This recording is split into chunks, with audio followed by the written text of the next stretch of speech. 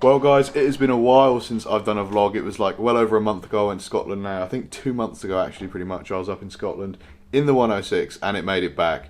Can't quite believe it, but the 106 is still alive to this day 2 months later, and it's still a perfect workhorse for commuting towards the end of the month when I can't quite afford petrol. Now, speaking of affording petrol, it's extortionate at the moment. V-Power in particular, which I need for the GTR and my new car, which we'll come to in a second. Well, new to me. Is extortionate at the moment. We're talking 160 pence per litre, so that's like $2 a litre, to put that into perspective for you Americans out there. It's obscene. To fill the GTR up, it's nearly £100, and to fill the Bentley up, the new car, which we're about to see, it's like £125, and of course the Bentley, being a pre-2009 Bentley, requires E5 as the highest ethanol rating, and all cheap petrol here in the UK has been migrated over to E10. Better for the environment. Most cars like my Peugeot, my motorbike, my little Ninja can run on it, but the GTR, to put it in full boost mode, so that's map 3 or 4, requires 99 octane E5 V-Power, so that's what it's tuned for. And the Bentley likewise requires 99 octane premium fuel, and around here that is V-Power. It's nearly 20p a litre more expensive than regular fuel at the moment, so at the end of the month, when I'm hanging out for a payday, that Peugeot's still going to come in useful to get to work. Anyway guys, let's head outside. It's cold outside today, it's like 2 or 3 degrees Celsius, but the sun's out, and while the old girl needs a little bit of cosmetic TLC, she still looks pretty damn glorious. Let's go take a look.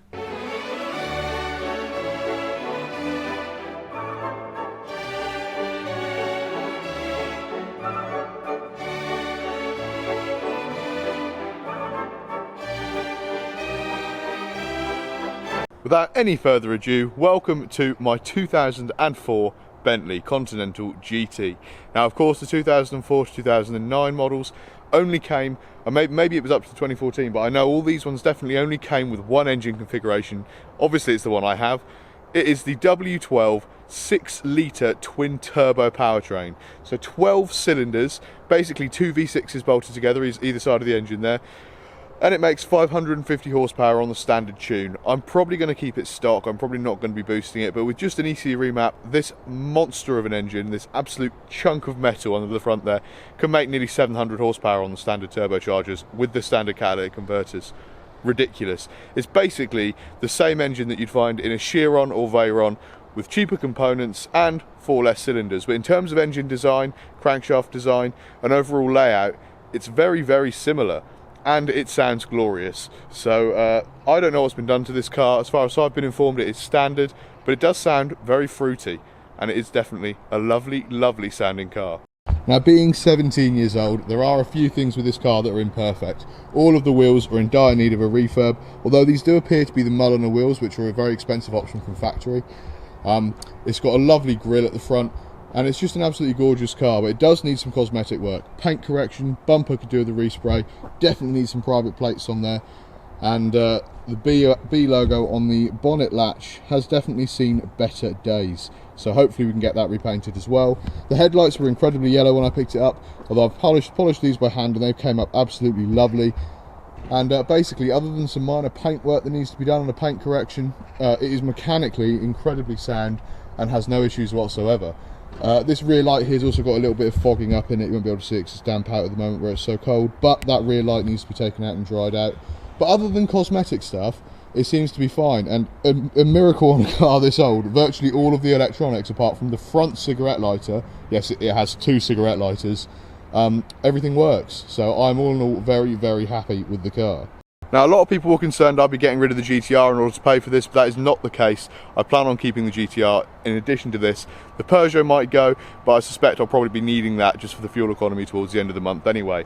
Now, the 04 and 05 plates are notoriously difficult to work on, so maintenance costs can get astronomical if anything goes wrong, but we're going to baby it, do all the fluids ourselves, and try and keep it in tip-top condition while spending as little money on it as possible, and take it to Bentley specialists, and maybe Bentley, because they have fixed price servicing on vehicles over 4 years old, so it shouldn't be too expensive to maintain. Fingers crossed. The one thing that will be a definite expense though is fuel. It gets sub 10 mpg, it's literally in single digits on my commute. It's horrendous. You can drain that £125 fuel tank in virtually no time at all. Oh yeah, and the wing mirror indicators are very corroded and old plastic, so I need to replace those as well. But yeah, just paintwork, wheel refurb.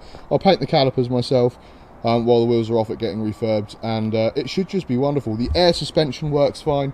The brake discs at the front are new, so I just need rear ones, which I know that you can get Padgett second-hand ones, or sorry, Padgett non-OEM brake discs at the back, very cheap.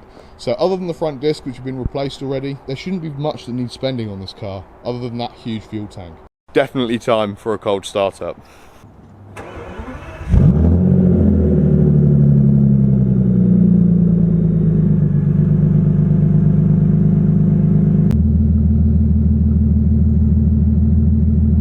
Now quickly to note off some crazy things about the Bentley Continental GT. Idles at 500 RPM when warm. Crazy considering those 12 cylinders. Just keep the engine ticking over at that incredibly lazy RPM. It shows how low down the torque comes in and gives an idea of what the powertrain feels like, because all that torque just swells and it comes from such a low RPM. It's beautiful. I've got a Bluetooth FM adapter in here for my music.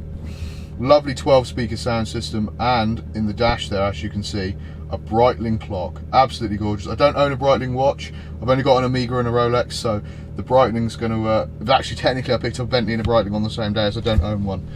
The original mechanical organ stop vents, and it all just works beautifully. I mean, it's got automatic lighting, Bentley logo right there, and every single surface is either walnut veneer or double stitched leather, and it could not be any more opulent if it tried.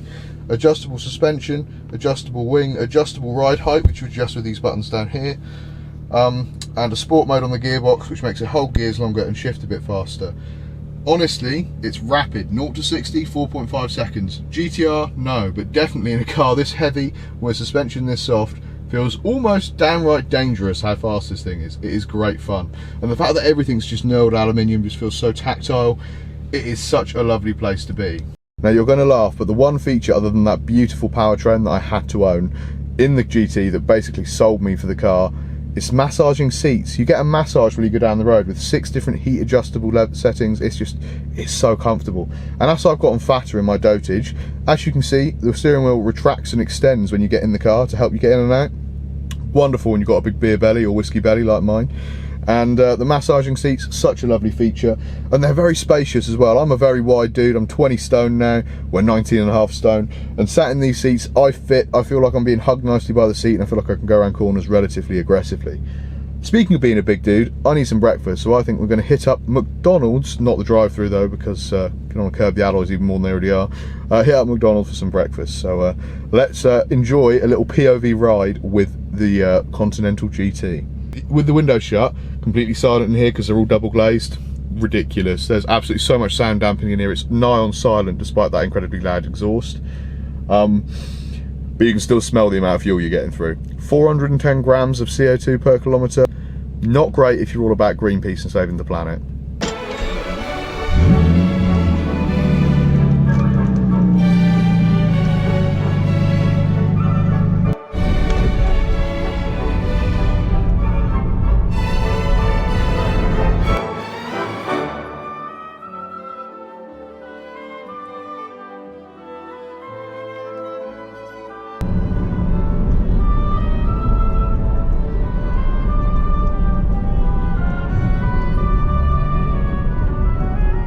Well, that's where we're going to have to eat from now on, because that's all I can afford is McDonald's. But while I feel incredibly strange parked at a click and serve bay at McDonald's, I'm in comfort, got my massage turned on, 12 speakers, 2000 watt sound system.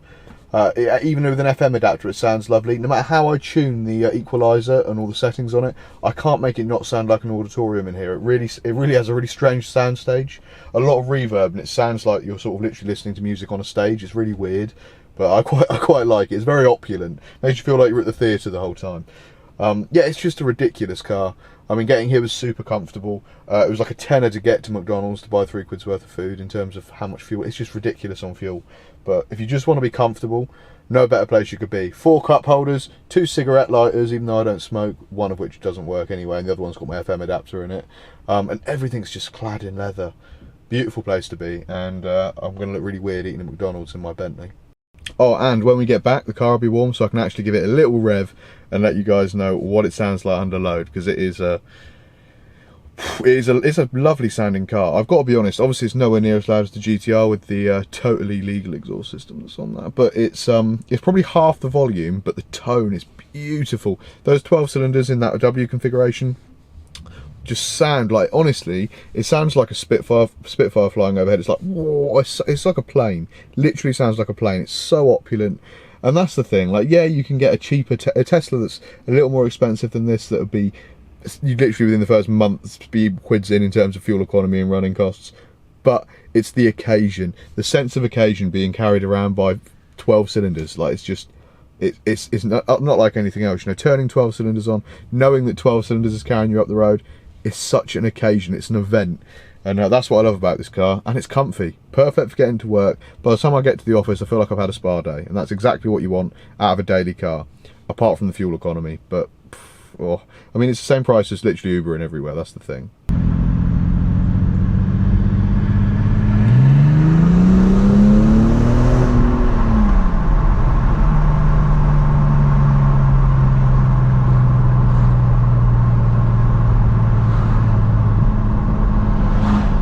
Pretty quick.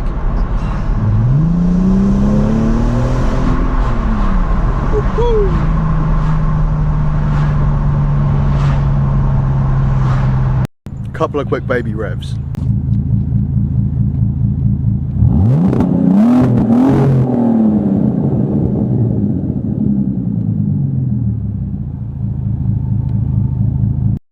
Well guys, I hope you enjoyed that super quick introduction into my new sort of daily. Peugeot staying around, but I'll probably be mostly commuting in that, apart from when I can't afford fuel, right at the end of the month before payday, because I'm really irresponsible with my money and need to take the Peugeot in because it gets like 5 times the fuel economy.